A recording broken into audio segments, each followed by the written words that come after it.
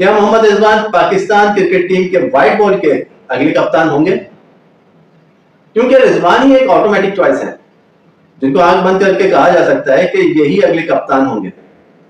लेकिन मोहम्मद रिजवान को कैप्टन की दौड़ से बाहर किया जा रहा है क्योंकि कोच गैरी क्रिस्टन, उनका मानना है कि मोहम्मद रिजवान जो है वो तीनों फॉर्मेट्स के खिलाड़ी हैं और क्योंकि वर्कलोड की वजह से कप्तानी उनके परफॉर्मेंस में आड़ आ सकती है।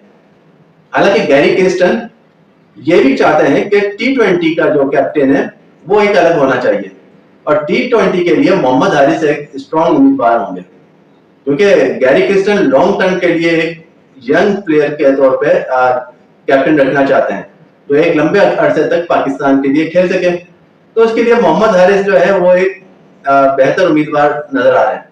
और अगर रिजवान को ओडीआई का कप्तान बनाया जाएगा तो फिर उनको स्ट्रॉन्ग एक डिप्यूटी भी दिया जाएगा और डिप्यूटी के लिए जो है वो रिजवान ताकि कहीं ना कहीं अपना जो वर्कलोड है वो एडजस्ट कर सके और उनको अगर कहीं गैप देना पड़ जाए तो डिप्टी ऐसा स्ट्रॉन्ग बनाया जाएगा कि वो रिजवान को रिप्लेस कर सके। और डिप्टी के लिए जो है वो शादाब खान, फखर जमान या फिर सऊद शकील स्ट्रॉन्ग उम्मीदवार है। शादाब खान अभी हाल ही में जो चैंपियंस कप हुआ उसमें भी अच्छा परफॉर्म कर चुके हैं और अपनी टीम को उन्होंने जितवाया, जिस पर उनके जो सुसर साहब हैं सकलैन मुश्ताक, उन्होंने यहाँ तक भी कह दिया कि शादाब को तो जो है ऐसा लगता है किसी इंटरनेशनल का कैप्टन होना चाहिए। और फखर जमान एज ए डिप्टी या कप्तान, जिनके लिए यूनिस खान ने भी कहा कि रिजवान या फखर को जो है कप्तान होना चाहिए क्योंकि फखर भी एक स्ट्रॉन्ग कैंडिडेट है और कैप्टनसी में मगर उनकी जो परफॉर्मेंस है वो इतनी कंसिस्टेंट नहीं रही है।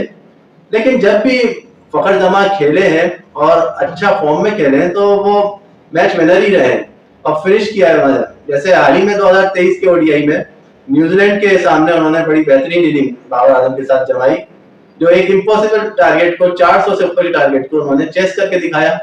तो फखर जमान नो डाउट समटाइम बहुत अच्छे क्लास के प्लेयर हैं और वो एज भी उनकी ऐसी है कि वो सीनियर प्लेयर्स में आते हैं तो वो कैप्टनसी के लिए एक उम्मीदवार हो सकते हैं। फिलहाल अभी कोई प्लेयर ऐसा नहीं है जो रिजवान को होते हुए कप्तान बनाया जा सके और रिजवान ही एक अल्टीमेट चॉइस नजर आ रहा है।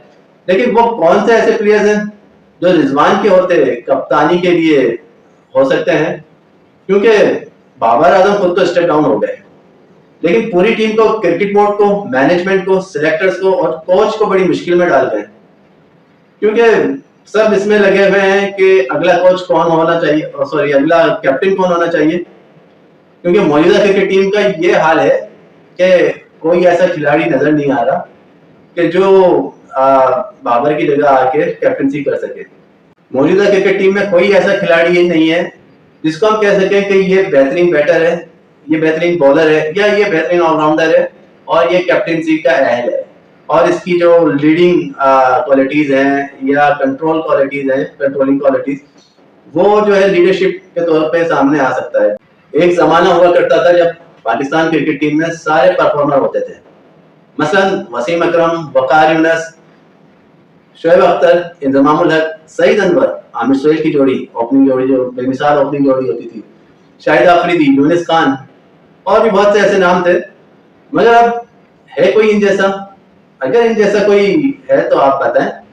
लेकिन ये सारी बातें एक तरफ और मोहम्मद हारिस T20 कैप्टन होना एक तरफ। मोहम्मद हारिस को चैंपियंस कप में एक टीम का कैप्टन भी बनाया गया, लेकिन ओडीआई के हवाले से आप क्या कहते हैं, कौन कैप्टन बनेगा और कौन कैप्टन होना चाहिए? और रिजवान फखर या फिर शादाब खान? शादाब खान भी एक मजबूत उम्मीदवार है क्योंकि रिजवान फर्स्ट चॉइस तो है ही, लेकिन अपनी मर्जी का बंदा है वो। मतलब जो रिजवान है वो अपने दिमाग का बंदा है, वो किसी की सुनता नहीं है। जो होता है राइट होता है वो राइट कहता है, जो रॉन्ग है वो रॉन्ग है। इसलिए क्रिकेट बोर्ड जो है वो मोहम्मद रिजवान को ज्यादा लाइक भी नहीं करता क्योंकि पाकिस्तान क्रिकेट बोर्ड को वो बंदा चाहिए होता है जो उनकी हाँ में हाँ मिलाए। अगर वो बोले कि नहीं ये रॉन्ग है तो हो गया हाँ ये रॉन्ग है।